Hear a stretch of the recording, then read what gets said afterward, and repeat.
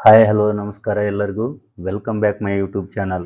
ಇವತ್ತಿನ ವಿಡಿಯೋದಲ್ಲಿ ಕರ್ನಾಟಕ ರಾಜ್ಯ ಸಹಾಯಕ ಪ್ರಾಧ್ಯಾಪಕರ ಅರ್ಹತಾ ಪರೀಕ್ಷೆ ಕೆಸೆಟ್ 2024ಕ್ಕೆ ಈಗಾಗಲೇ ಒಂದು ತಾತ್ಕಾಲಿಕ ವೇಳಾಪಟ್ಟಿಯನ್ನು ಹೊರಡಿಸಿದ್ದಾರೆ ಕೆಇದರು. ಸೊ ಈ ಒಂದು ದಿನಾಂಕ 13/7/2024ರಂದು ಆ ಒಂದು ವೇಳಾಪಟ್ಟಿಯನ್ನು ಹೊರಡಿಸಿದ್ದಾರೆ. ಅದರ ಅನ್ವಯ ನಾವು ನೋಡೋದಾದ್ರೆ ಕರ್ನಾಟಕ ಸರ್ಕಾರದ ನಿರ್ದೇಶನದಂತೆ ಕರ್ನಾಟಕ ರಾಜ್ಯ ಸಹಾಯಕರ ಪ್ರಾಧ್ಯಾಪಕರ ಅರ್ಹತಾ ಪರೀಕ್ಷೆ 2024 ಕೆಸೆಟ್ ಅನ್ನು 24ನೇ ನವೆಂಬರ್ 2024 ಭಾನುವಾರದಂದು ಪರೀಕ್ಷೆ ನಡೆಸಲಿಕ್ಕೆ ಅವರು ಒಂದು ವೇಳಾಪಟ್ಟಿಯನ್ನು ಹಾಕೊಂಡಿದ್ದಾರೆ. ಸೊ ಅದರ ಪ್ರಕಾರ ನಾವು ನೋಡೋದಾದ್ರೆ ಆನ್ಲೈನ್ ಅರ್ಜಿ ಸಲ್ಲಿಕೆ ಪ್ರಾರಂಭ ದಿನಾಂಕ 22/7/2024 ಅಂದ್ರೆ ಇದೇ ತಿಂಗಳು 22ನೇ ತಾರೀಕಿಗೆ ಆನ್ಲೈನ್ ಅರ್ಜಿ ಸಲ್ಲಿಕೆಗೆ ಪ್ರಾರಂಭ ಆಗುತ್ತೆ. ಸೊ ಇದು ಅಂತಿಮ ದಿನಾಂಕ, ಕೊನೆಯ ದಿನಾಂಕವನ್ನು ನಾವು ನೋಡೋದಾದ್ರೆ 22ನೇ ತಾರೀಕು ಆಗಸ್ಟ್ 2024ರವರೆಗೂ, ಅಂದ್ರೆ ಸುಮಾರು ಒಂದು ತಿಂಗಳ ಕಾಲ ಗಡುವು ಇದೆ ಅರ್ಜಿ ಸಲ್ಲಿಸಲಿಕ್ಕೆ. ಸೊ ನೀವು ಈ ಒಂದು ಸಲ್ಲಿಸಿದಂತ ಅರ್ಜಿ ಪಾವತಿಸಲಿಕ್ಕೆ ನಿಮ್ಗೆ 26 ಆಗಸ್ಟ್ 2024ರವರೆಗೂ ಕೂಡ ನಿಮ್ಗೆ ಕಾಲಾವಧಿ ಇರುತ್ತೆ. ಸೊ ಈ ಒಂದು ಪರೀಕ್ಷಾ ದಿನಾಂಕ ನವೆಂಬರ್ 2024 24ನೇ ತಾರೀಕಿನಂದು ಇದು ನಡೆಯುತ್ತೆ. ಸೊ ಇದು ಸಂಪೂರ್ಣವಾಗಿ ಕೆಸೆಟ್ ಪರೀಕ್ಷೆಗೆ ಆನ್ಲೈನ್ ಮುಖಾಂತರ ಮಾತ್ರ ಅರ್ಜಿ ಸಲ್ಲಿಸಿದ್ರೆ ಮಾತ್ರ ತೆಗೆದುಕೊಳ್ಳುತ್ತೆ. ಸೊ ನೀವು ಮ್ಯಾನ್ಯಲ್ ಆಗಿ ಯಾವುದೇ ರೀತಿ ಅರ್ಜಿಯನ್ನು ಇಲ್ಲಿ ಸಲ್ಲಿಸುವ ಹಾಗೆ ಇಲ್ಲ. ಸೊ ಕೆಇ ವೆಬ್ಸೈಟ್ ನೊಳಗೆ ಇದನ್ನ ಪ್ರಕಟ ಮಾಡ್ತಾರೆ ಅರ್ಜಿ ಸಲ್ಲಿಕೆಗೆ. ಸೊ ನೀವು ಕೆಇ ವೆಬ್ಸೈಟ್ಗೆ ಹೋಗಿ ಇಲ್ಲಿ ಕಾಣ್ತಕ್ಕಂಥ kea.kr.nice.in.com ಗೆ ನೀವು ವಿಸಿಟ್ ಕೊಟ್ರೆ ನಿಮ್ಗೆಲ್ಲ ಮಾಹಿತಿಯಲ್ಲೇ ಸಿಗುತ್ತೆ. ಸೊ ಈ ಒಂದು ಕೆಸೆಟ್ ಪರೀಕ್ಷೆಯನ್ನು ಒಟ್ಟು 41 ವಿಷಯಗಳಿಗೆ ಪರೀಕ್ಷೆಯನ್ನು ನಡೆಸಲಾಗುತ್ತೆ. ಅಂದ್ರೆ 41 ವಿಷಯಗಳಿಗೆ ಎಲ್ಲ ವಿದ್ಯಾರ್ಥಿಗಳು ಇಲ್ಲಿ ಪರೀಕ್ಷೆಯನ್ನ ತಮ್ಮ ಒಂದು ಆಪ್ಷನಲ್ ಸಬ್ಜೆಕ್ಟ್ ಇಲ್ಲಿ ಪರೀಕ್ಷೆಯನ್ನ ಬರೆಯಬಹುದಾಗಿದೆ.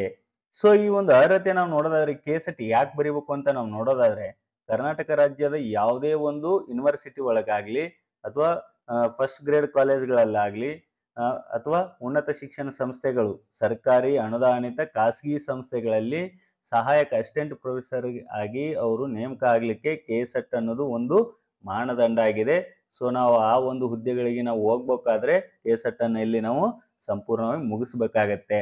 ಸೊ ಈ ಒಂದು ಪರೀಕ್ಷೆಗೆ ಇರ್ತಕ್ಕಂತಹ ಎಲಿಜಿಬಲ್ ಏನು ಅಂತ ನಾವು ನೋಡೋದಾದ್ರೆ ಇಲ್ಲಿ ಸಾಮಾನ್ಯ ವರ್ಗದ ಅಭ್ಯರ್ಥಿಗಳು ಈ ಒಂದು ಪರೀಕ್ಷೆಗೆ ನಾವು ತೆಗೆದುಕೊಳ್ಳಬೇಕಂದ್ರೆ ಅವರು ಪಿಜಿಯಲ್ಲಿ 55% ಅಂಕಗಳನ್ನು ಅವರು ಪಡೆದಿರ್ಬೇಕಾಗತ್ತೆ. 55% ಇದು ಎಲಿಜಿಬಲ್ ಆಗಿರುತ್ತೆ. ಸೊ ಅದೇ ರೀತಿಯಾಗಿ SC/ST ಪ್ರವರ್ಗ 1 2A 2B 3A 3B ಮತ್ತು PWD ಅಂದ್ರೆ ವಿಕಲಚೇತನರು, ಟ್ರಾನ್ಸ್ಜೆಂಡರ್ ಇವರು 50% ಅಂಕಗಳನ್ನು ಹೊಂದಿ ಎಲಿಜಿಬಲ್ ಆಗಿದ್ರೆ ಮಾತ್ರ ನೀವು ಕೆಸೆಟ್ಗೆ ಅರ್ಜಿಯನ್ನ ಸಲ್ಲಿಸಲಿಕ್ಕೆ ಬರುತ್ತೆ. ಸೊ ಈ ಒಂದು ಕೆಸೆಟ್ ಅರ್ಜಿಯನ್ನ ಯಾರೆಲ್ಲ ತೆಗೆದುಕೊಳ್ಳಬಹುದು, ಇದನ್ನ ಯಾರೆಲ್ಲ ಬರಿಬಹುದು ಅಂತ ನಮ್ಮಲ್ಲಿ ಒಂದು ಪ್ರಶ್ನೆ ಇರುತ್ತೆ. ಸೊ ನಾವು ನೋಡೋದಾದ್ರೆ PG ಈಗಾಗಲೇ ಕಂಪ್ಲೀಟ್ ಮಾಡಿರತಕ್ಕಂತಹ ವಿದ್ಯಾರ್ಥಿಗಳು 50% ಮತ್ತು 55%, ನಾನು ಮೇಲೆ ಹೇಳಿದಂತೆ 50% ಮತ್ತು 55% ಅನ್ನು ತೆಗೆದುಕೊಂಡಿರ್ತಕ್ಕಂತಹ PGಯನ್ನು ಕಂಪ್ಲೀಟ್ ಮಾಡಿರ್ತಕ್ಕಂಥ ವಿದ್ಯಾರ್ಥಿಗಳು ಇದನ್ನ ತೆಗೆದುಕೊಳ್ಳಬಹುದು ಕೆಸೆಟ್. ಮತ್ತು ಫಸ್ಟ್ ಮತ್ತು ಸೆಕೆಂಡ್ PGಯಲ್ಲಿ ಓದ್ತಕ್ಕಂತಹ ವಿದ್ಯಾರ್ಥಿಗಳು ಕೂಡ ಈ ಕೆಸೆಟ್ ಪರೀಕ್ಷೆಯನ್ನ ಬರಿಬಹುದಾಗಿದೆ.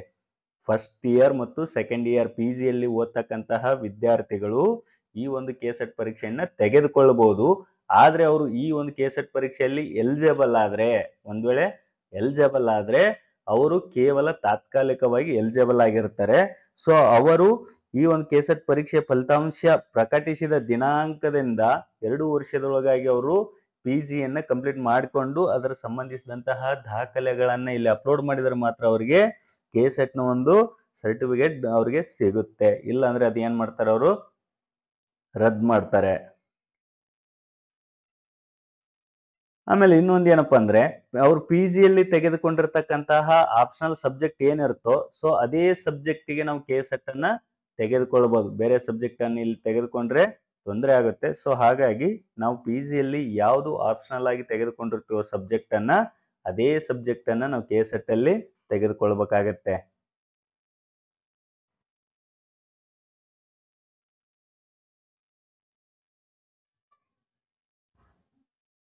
ಆಮೇಲೆ ನಾವು ಅರ್ಜಿಯನ್ನ ಸಲ್ಲಿಸುವಾಗ ನಮ್ಮ ಒಂದು ಮೀಸಲಾತಿ ಏನೇನಿದಾವೆ ಆ ಮೀಸಲಾತಿಯ ಮಾಹಿತಿಯನ್ನ ಸರಿಯಾಗಿ ಸ್ಪಷ್ಟವಾಗಿ ನಮೂದು ಮಾಡಬೇಕು. ಕಾಸ್ಟ್ ಆಗಿರ್ಬೋದು ಅಥವಾ PH ಆಗಿರ್ಬೋದು ಅಥವಾ ಟ್ರಾನ್ಸ್ಜೆಂಡರ್ ಆಗಿರ್ಬೋದು, ಗ್ರಾಮೀಣ, ಕನ್ನಡ ಮಾಧ್ಯಮ ಯಾವುದೇ ಆಗಿರಲಿ, ನಾವು ಮೀಸಲಾತಿಯನ್ನ ಕೋರ್ತಿದೀವಿ ಅಂದಾಗ ಅಲ್ಲಿ ಸ್ಪಷ್ಟವಾದಂತ ಮಾಹಿತಿಯನ್ನ ನಾವು ನಮೂದಿಸಬೇಕು. ಒಂದ್ ವೇಳೆ ನಾವು ಏನಾದರೂ ತಪ್ಪಾದ ಮಾಹಿತಿಯನ್ನ ಕೊಟ್ರೆ ಅವರು ಆ ಒಂದು ಅಪ್ಲಿಕೇಶನ್ ರದ್ದುಗೊಳಿಸ್ತಾರೆ ಮತ್ತು ಅವ್ರ ವಿರುದ್ಧ ಏನ್ ಮಾಡ್ತಾರೆ, ಕಾನೂನು ಕ್ರಮವನ್ನ ಅಲ್ಲಿ ಜರುಗಿಸ್ತಾರೆ. ಇಲ್ಲಿ ಹೊರ ರಾಜ್ಯದ ಅಭ್ಯರ್ಥಿಗಳಿಗೆ ಯಾವುದೇ ರೀತಿಯಾದಂತಹ ಮೀಸಲಾತಿ ಅವರಿಗೆ ಇರೋದಿಲ್ಲ. ಹೊರ ರಾಜ್ಯದಲ್ಲಿ ಓದಿರ್ತಕ್ಕಂತಹ ವಿದ್ಯಾರ್ಥಿಗಳು ಏನಾದರೂ ಈ ಒಂದು KSET ಗೆ ಅರ್ಜಿ ಸಲ್ಲಿಸಿದ್ರೆ ಅವರಿಗೆ ಯಾವುದೇ ರೀತಿಯಾದಂತಹ ಮೀಸಲಾತಿಗಳು ಅಪ್ಲಿಕೇಬಲ್ ಆಗೋದಿಲ್ಲ. ಸೊ ನೆಕ್ಸ್ಟ್ ನಾವು ಇದರ ವಯೋಮಿತಿ, KSET ಅರ್ಜಿಯನ್ನು ಹಾಕ್ಲಿಕ್ಕೆ ವಯೋಮಿತಿ ಏನಾದರೂ ಇದೆನಾ ಅಥವಾ ಏಜ್ ಲಿಮಿಟೇಷನ್ ಇದೆನಾ ಅಂತ ನಾವು ನೋಡೋದಾದ್ರೆ, ಈ ಒಂದು KSET ಪರೀಕ್ಷೆ ಬರೀಲಿಕ್ಕೆ ಯಾವುದೇ ರೀತಿಯಾದಂತಹ ಗರಿಷ್ಠ ವಯೋಮಿತಿ ಯಾವುದು ಇಲ್ಲಿ ಇಲ್ಲ. ಅಂದ್ರೆ ಪರೀಕ್ಷೆ ತೆಗೆದುಕೊಳ್ಳಲು ಗರಿಷ್ಠ ವಯೋಮಿತಿ ಇಲ್ಲಿ ಇರೋದಿಲ್ಲ. ಸೊ ಎಷ್ಟು ಏಜ್ನವ್ರು ಬೇಕಾದ್ರೂ ಕೂಡ ನೀವು ತೆಗೆದುಕೊಳ್ಳಬಹುದು. ಇನ್ನು ಈ ಒಂದು ಪರೀಕ್ಷಾ ಶುಲ್ಕವನ್ನು ನಾವು ನೋಡೋದ KSET ಗೆ ಸಾಮಾನ್ಯ ವರ್ಗ, ಪ್ರವರ್ಗಗಳು ಅಂದ್ರೆ 2A, 2B, 3A, 3B ಮತ್ತು ಇತರೆ ರಾಜ್ಯದ ಅಭ್ಯರ್ಥಿಗಳಿಗೆ, ಹೊರ ರಾಜ್ಯದ ಅಭ್ಯರ್ಥಿಗಳಿಗೆ ಶುಲ್ಕ ಎಷ್ಟು ಇರುತ್ತಪ್ಪ ಅಂದ್ರೆ ಅವರಿಗೆ 1000 ರೂಪೀಸ್ ಇರುತ್ತೆ, 1000 ರೂಪಾಯಿಗಳು ಇರ್ತವೆ. ಇವುಗಳನ್ನು ಹೊರತುಪಡಿಸಿ ಕೆಟಗರಿ 1 SC, ST, PWD ವಿಕಲಚೇತನರು ಮತ್ತು ಟ್ರಾನ್ಸ್ಜೆಂಡರ್ ಅಭ್ಯರ್ಥಿಗಳಿಗೆ 700 ರೂಪಾಯಿ ಅವರಿಗೆ ಇರುತ್ತೆ. ಸೊ ಈ ಒಂದು ಶುಲ್ಕವನ್ನ ಅವರು ಕಡ್ಡಾಯವಾಗಿ ಆನ್ಲೈನ್ ಮುಖಾಂತರವೇ ಅವರು ಪಾವತಿ ಮಾಡಬೇಕಾಗತ್ತೆ. ಒನ್ ಟೈಮ್ ನೀವೇನಾದ್ರೂ ಪಾವತಿಸಿದಂತಹ ಶುಲ್ಕವನ್ನ ಅವರು ಯಾವುದೇ ಕಾರಣಕ್ಕೂ ಅವರು ಹಿಂದಿರುಗಿಸಿ ಕೊಡೋದಿಲ್ಲ. ಸೊ ಹಾಗಾಗಿ ಕೇರ್ಫುಲ್ ಆಗಿ ನೀವು ಅರ್ಜಿಯನ್ನು ಸಲ್ಲಿಸಬೇಕಾದಾಗ ಎಲ್ಲ ಮಾಹಿತಿಗಳನ್ನ ಸರಿಯಾಗಿ ನೋಡಿಕೊಂಡು ಅರ್ಜಿ ಸಲ್ಲಿಸಿದ ನಂತರ ಪಾವತಿಯನ್ನ ಮಾಡಬಹುದು. ಸೊ ಈ ಒಂದು ಪರೀಕ್ಷಾ ವಿಧಾನ ಮತ್ತು ಪರೀಕ್ಷಾ ದಿನಾಂಕ ನಾವು ನೋಡ್ತೀವಿ. ಏನಪ್ಪಾ ಅಂದ್ರೆ ಈ ಒಂದು KSET ಪರೀಕ್ಷೆ 2 ಪ್ರಶ್ನೆ ಪತ್ರಿಕೆಗಳು ಅವು ಬಹು ಆಯ್ಕೆ ಮಾದರಿಯಲ್ಲಿ ಇರ್ತವೆ.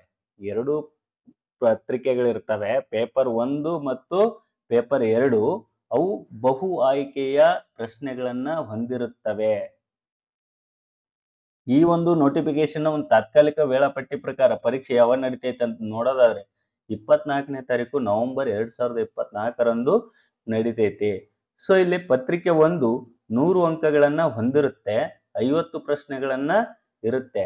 50 ಪ್ರಶ್ನೆಗಳಿಗೆ 100 ಅಂಕಗಳು, 3 ಗಂಟೆಗಳ ಕಾಲ ನಡೀತಕ್ಕಂಥ ಇದು ಪರೀಕ್ಷೆ ಆಗಿದೆ.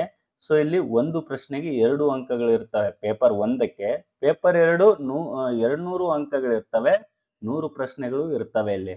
ಅಂದ್ರೆ ಇದಕ್ಕೂ ಕೂಡ ಒಂದು ಪ್ರಶ್ನೆಗೆ 2 ಅಂಕಗಳು, ಇಲ್ಲಿ ಪೇಪರ್ 1 ಕೂಡ ಒಂದು ಪ್ರಶ್ನೆಗೆ 2 ಅಂಕಗಳನ್ನು ಹೊಂದಿರ್ತವೆ. ಪೇಪರ್ 1 ಯಾವ್ದಕ್ಕೆ ಇರುತ್ತೆ ಅಂತ ನಾವು ನೋಡೋದ, ಪತ್ರಿಕೆ 1 ಸಾಮಾನ್ಯ ಪತ್ರಿಕೆಯು ಅಭ್ಯರ್ಥಿಗಳ ಬೋಧನೆ, ಸಂಶೋಧನೆ ಮತ್ತು ಬುದ್ಧಿ ಸಾಮರ್ಥ್ಯಗಳಿಗೆ ಸಂಬಂಧಿಸಿದಂತ ಒಂದು ಪತ್ರಿಕೆಯಾಗಿದೆ.